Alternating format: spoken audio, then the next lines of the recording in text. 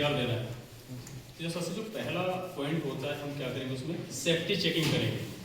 क्या करेंगे? Safety checking करेंगे कि मतलब अगर कोई ऐसा कोई इंसान है या फिर ऐसा कोई इंडिविजुअल है, अगर आप कहीं घर में हैं या कहीं हॉस्टल में हैं या हॉस्पिटल में हैं या अपनी क्लास में हैं या फैमिली में हैं या कहीं आप रास्ते में हैं, तो सीपीआर देकर हम किसी की जान बचा सकते हैं, है ना। एक लाइफ सेविंग है ना। इसको बीएलएस भी बोलते हैं, बेसिक लाइफ सपोर्ट। क्या बोलते हैं?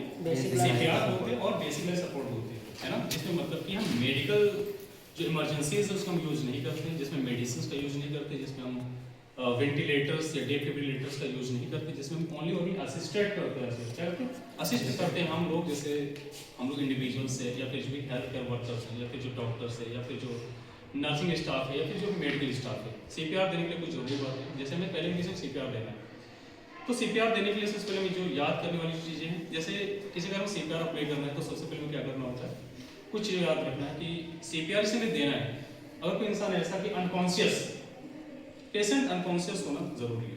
पेशेंट ऐसा हो जो मतलब खुद से सांसें ना ले पा रहा हो, खुद से रेस्पिरेशन नहीं कर पा रहा हो, खुद से मूवमेंट नहीं कर पा रहा हो, खुद से कोई एक्टिविटी नहीं कर पा रहा हो, खुद से कोई एक्टिविटी और एक्शंस ना कर पा रहा हो, उसे हम सीपीआर दे सकते हैं। जैसे हम रास्ते में कहीं होते हैं या कहीं घर पे होते हैं या कॉलेज में होते हैं, किसी इंस्टीट्यूट में होते हैं या फिर कहीं किसी ऑर्गेनाइजेशंस में होते हैं, वहाँ हम क्या करते हैं, कोई हमें अगर ऐसा इंसान दिख रहा है या से ओल्ड एजेस से कोई एडल्ट है ना, या फिर छोटा बच्चा है, हम सब सीपीआर सब में अप्लाई कर सकते हैं। छोटे बच्चों का सीपीआर अलग होता है, एडल्ट का सीपीआर अलग होता है। तो हम आज जो आपको सिखाएंगे, हम एडल्ट के बारे में बताएंगे कि एडल्ट में सीपीआर कैसे अप्लाई करते हैं या फिर बेसिक लाइफ सपोर्ट कैसे हम उसमें इंप्लीमेंट करेंगे, है ना, या फिर कैसे अप्लाई करेंगे। तो जिससे हमारा सपोर्ट अपने रास्ते में जा रहे हैं या घर में है या कॉलेज में है या हॉस्पिटल में या कहीं भी, तो आपको कोई ऐसा इंसान नजर आ गया कोई रिस्पॉन्स नहीं कर रहा हो, अनकॉन्शियस रोड के साइड में कहीं पड़ा हो या घर में पड़ा हो, तो सबसे पहले सीपीआर से देना है। तो जिसको सीपीआर पहले देना, हमें क्या करना है, कुछ सेफ्टी चेकिंग करना होता है। क्या करना? सेफ्टी चेकिंग करना है। और उससे पहले अगर हमें कुछ चीज़ याद अगर रखना है, तो अगर कोई टाइट कपड़े पहने से टाई वगैरह पहने या टाइट पैंट वगैरह पहने या फिर शर्ट वगैरह ऐसा कुछ है ज़्यादा टाइट पड़ रहा, तो हमें क्या करना, पहले उसके शर्ट को क्या करना है, ढीला कर देना है। या फिर टाई वगैरह है, टाई को भी ढीला करना अच्छा होगा ये, क्योंकि जो मेजर जो हमारी आर्टरी है उसे बोलते हैं कैरोटिड आर्टरी बोलते हैं। ये हमारी कैरोटिड आर्टरी होती है यहाँ पे, ये हमारी ट्रेकिया है तो यहाँ पे ए साइड में होती है और एक साइड में होती है। यहाँ से इसमें जो कैरोटिड आर्टरी होती है इसको सीधा जो हमारा एओर्टा होता है वो ब्लड सप्लाई करता है।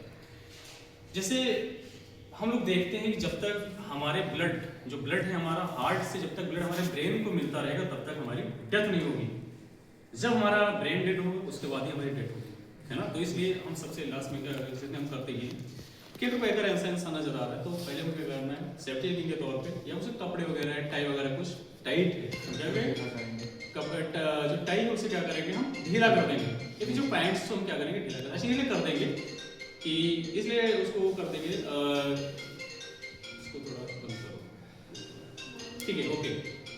हम इसमें करेंगे कि टाई वगैरह कर देंगे, क्योंकि अच्छा इसलिए इसको ढीला करेंगे क्योंकि यहाँ से कैरोटिड आर्टरी में क्या होता है, ब्लड जाता है ना, कहाँ से, एओर्टा के थ्रू।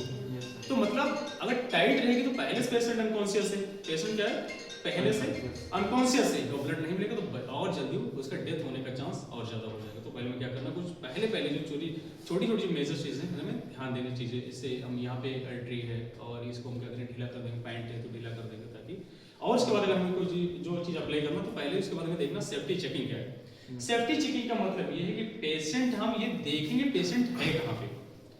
अगर कहीं ऊंची जगह पड़ा है या उसकी पोजीशन से, या मान लो पेशेंट पेट के बल गिर गया है या फिर मान लो कहीं नाली में गिर गया है या कहीं रोड के साइड में गिर गया है या कहीं स्ट्रीट पे गिर गया है, घर पे गिर गया है, उस चीज में क्या करना, हम सेफ्टी चेकिंग देखेंगे। सेफ्टी चेकिंग हम लोग ये देखेंगे कि जो पहले जो पेशेंट उसे हम किसी अच्छी जगह पे, मतलब समतल जगह पे बोले या फिर बोले हम एक सरफेस पे रखेंगे जहाँ पे मतलब ज्यादा चीजें नहीं होना चाहिए, इससे ऊंचा नीचा नहीं होना चाहिए, मतलब एकदम फ्लैट होना चाहिए। वहाँ पे क्या करना है, पेशेंट को पेट के उसमें क्या बोलते हैं, पीठ के बल लिटा देना, इसको बोलते हैं सुपाइन पोजीशन में पेशेंट को लिटा देना। बस देखना ये सुपाइन पोजीशन हम तब देंगे पेशेंट को अगर उसके ब्रेन में इंजरी नहीं है। तो ब्रेन में अगर इंजरी नहीं है तो हम उसे क्या करेंगे, सुपाइन पोजीशन देंगे। अच्छा, ब्रेन इंजरी होने का मतलब ये कि मान लो किसी का ट्रॉमा एक्सीडेंट हो गया, किसी का एक्सीडेंट हो गया, चोट लग गई है या कहीं ऊंची जगह से गिर गया है या फिर कहीं बाईसाइकिल से जा रहा था या फिर मोटरसाइकिल से जा रहा था, फिर व्हीकल से जा रहा है, गिर गया, उसकी ब्रेन इंजरी हो गई। अब उस सिचुएशन में होगा पेशेंट अनकॉन्शियस है, पेशेंट अनकॉन्शियस है, उसमें भी करना ये रहेगा कि बहुत ज़्यादा ब्लड जो होगा उसके माउथ से या फिर इंटरनल ब्लीडिंग हो रही होगी और पेशेंट अनकॉन्शियस से अब उसके मतलब उसकी एक्टिविटीज जो कंट्रोल में नहीं, मतलब ब्लड जो उसके लंग्स में जा सकता है। तो अगर ब्लड जो है लंग्स में चला गया तो उसकी वजह